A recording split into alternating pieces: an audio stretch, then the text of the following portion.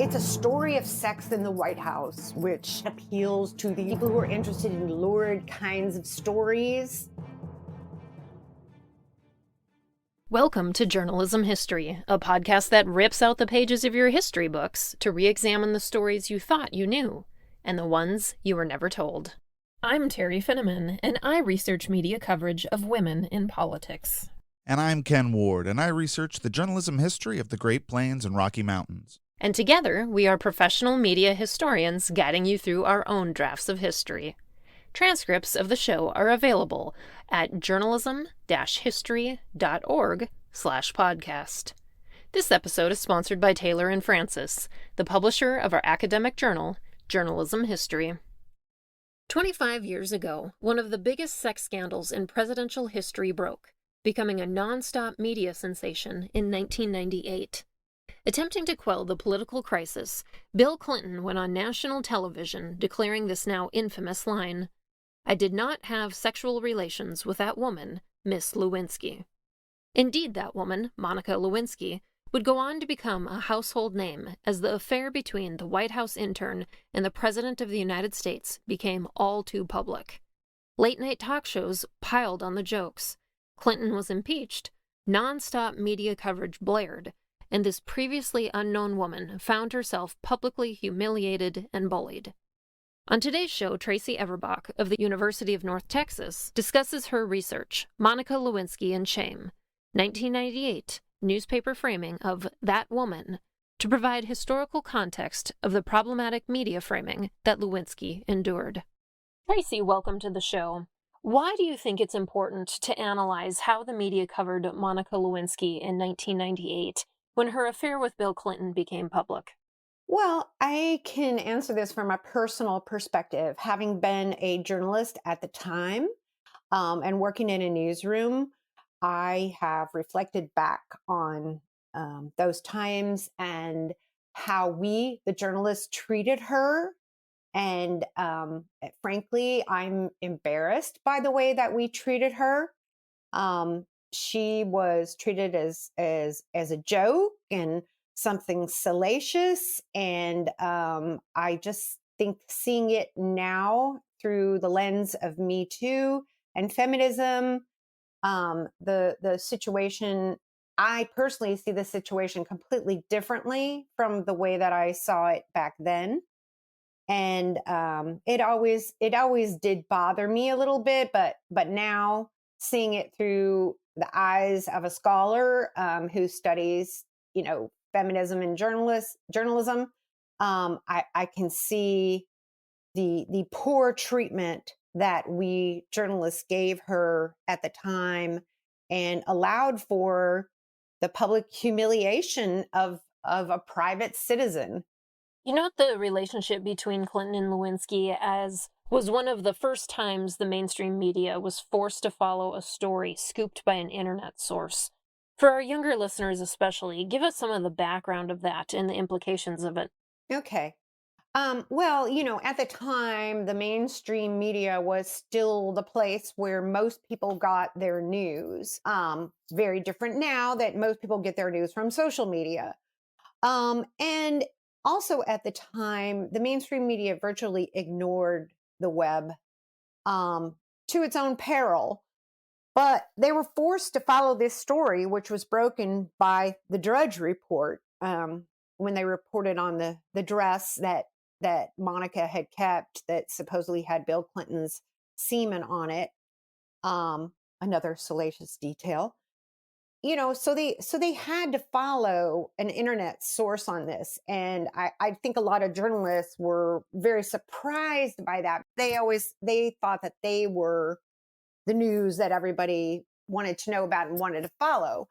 Of course, we know what happened subsequently. The internet allowed news to be spread by anyone. And the newspaper business in particular never really harnessed it properly and ended up losing money, employees, clout, trust, all of these things because they never confronted head on the internet. And, at one point, we're putting out stories for free on the internet, which if you're going to do that, you are never going to get people to pay for it. Um, so it was probably the start of the internet age of news. You examined almost 200 articles about Lewinsky in the Wall Street Journal and New York Times and found a few common themes. One was the level of personal and sexual details that mainstream newspapers ran during this time. What was the explanation that newspapers gave for running them, and what kind of coverage were they providing? That's a great question because when I went back and looked at this, I was pretty shocked at the level of detail that was published. Explicit details of things that sexual acts that happened between Bill Clinton and Monica Lewinsky, personal details of her life, all kinds of things like that. I do have to say a lot of that had to do with Ken Starr, who was the special prosecutor on the case, who chose to focus on these kinds of details and address them in the hearings that he held and put them in his report that came out, which had very explicit details in it of things that really nobody would want to come out about their personal sex life. And I think the newspapers justified this by saying, well, this is involving the president, so it's important and we need to publish it. But no one stopped to think that, well, okay, the president of the United States, yes, is a public figure. However, Monica Lewinsky was a private citizen who worked as an intern at the White House and basically was taken advantage of by her boss. We can discuss a little more about that because she was painted as the seducer. But the fact is, she was, when this happened, she was 22, 23 years old and he was her boss. And, no one stopped to think, well, perhaps it's not a good idea to publish the intimate details of a 22 or 23-year-old sex life, and that would follow them for the rest of their life. So it kind of, looking back, was a pretty heartless decision to publish those kinds of details. How did feminists react to the Clinton Lewinsky affair, both in general and in the newspaper? You that was an interesting topic that I stumbled upon because Lewinsky at the time said, well, or after the fact said, where were the feminists? They weren't stepping in and defending me.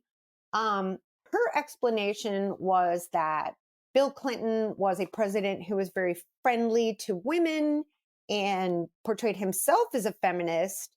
And so that it was hard for feminists to, go against him because he had done so much for them.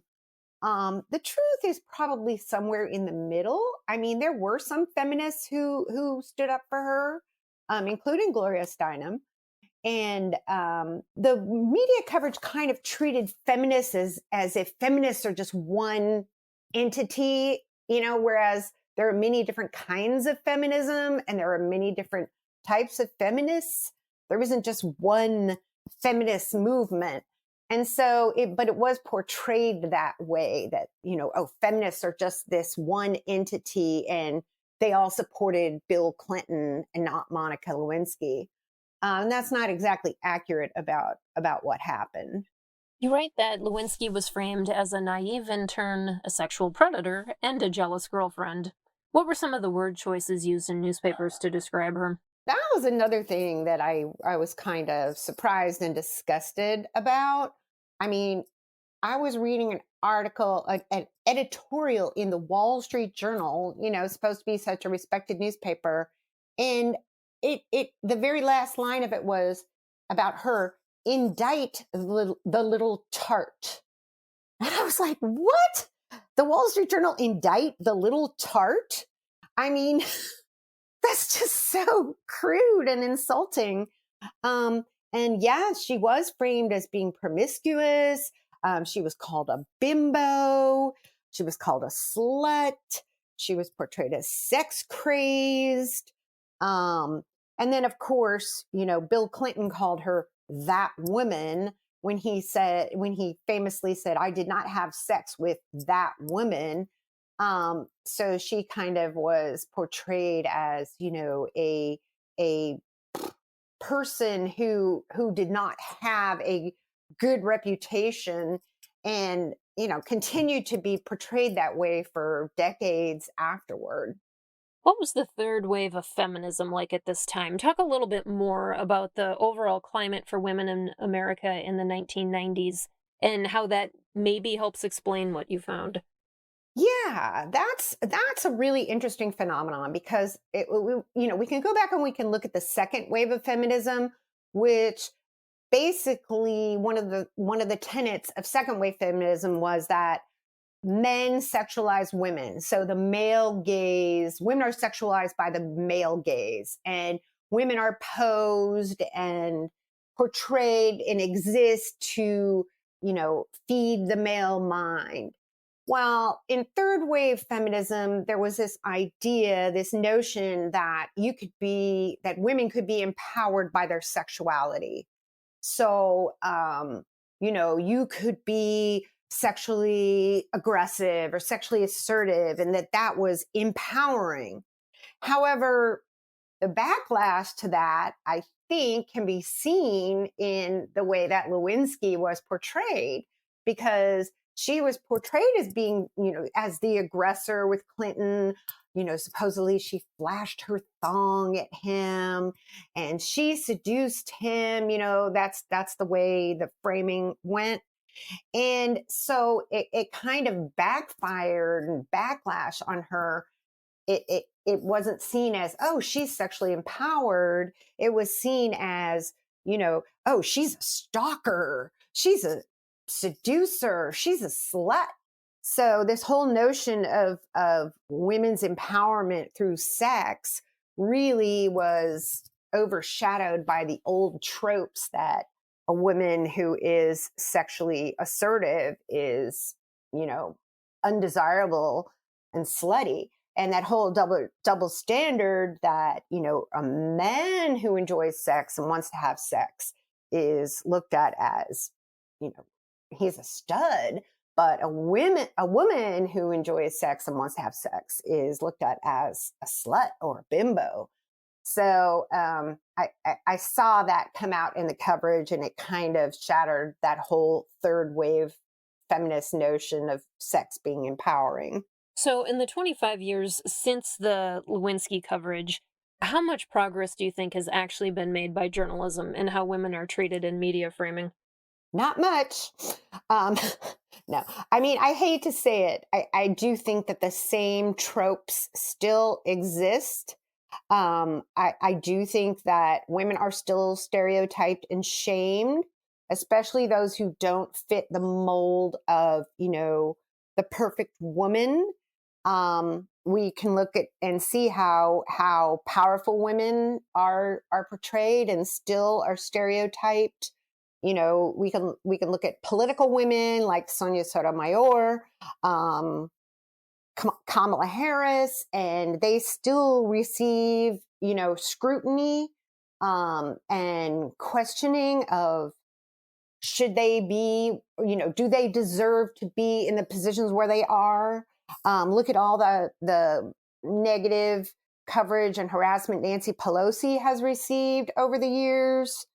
We can even look in sports, how women are, portrayed as not belonging there. It's, they're not supposed to be in that realm. And we can look at the coverage of the Williams sisters in tennis, the negative portrayals of them.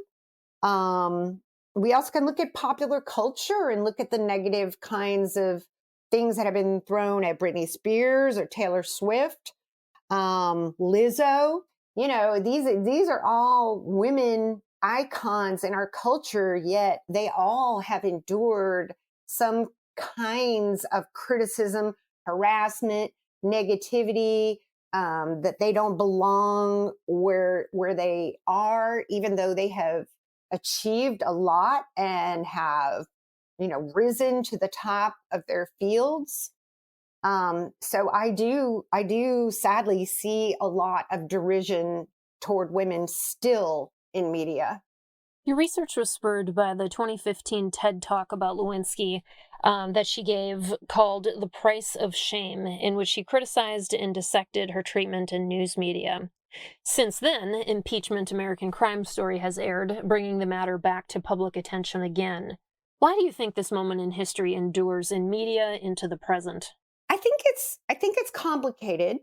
I think it's a story of sex in the White House, which that appeals to the lurid, to people who are interested in lurid kinds of stories.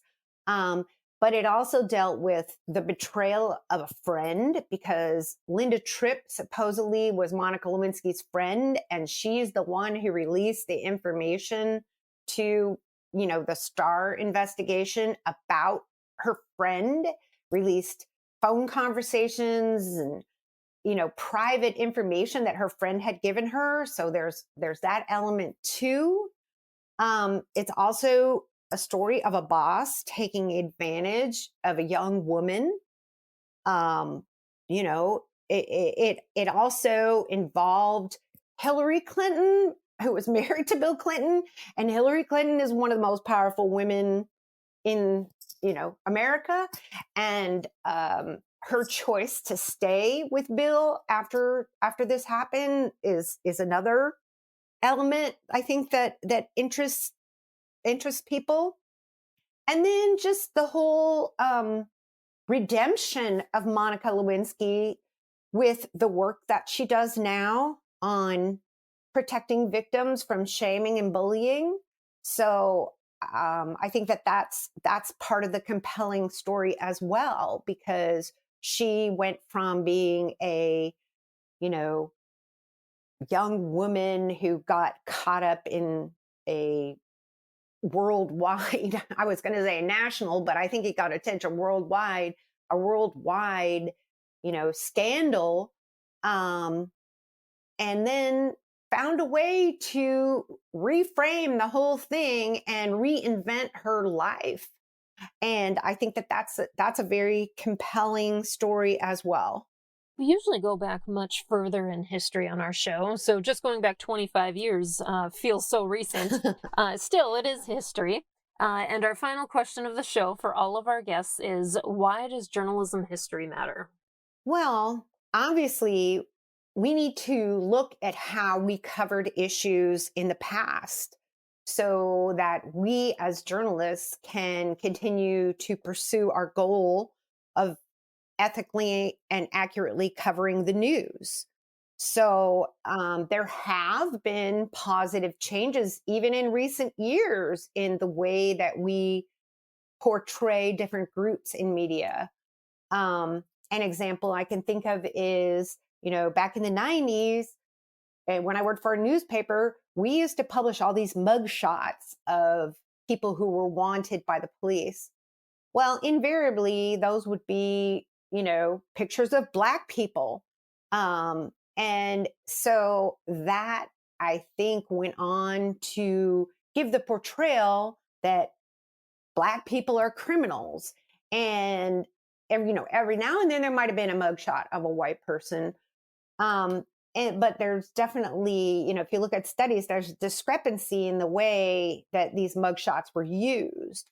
So many media organizations have moved away from that, realizing that that's a problem. And I think that the Black Lives Matter movement brought a lot of attention to that.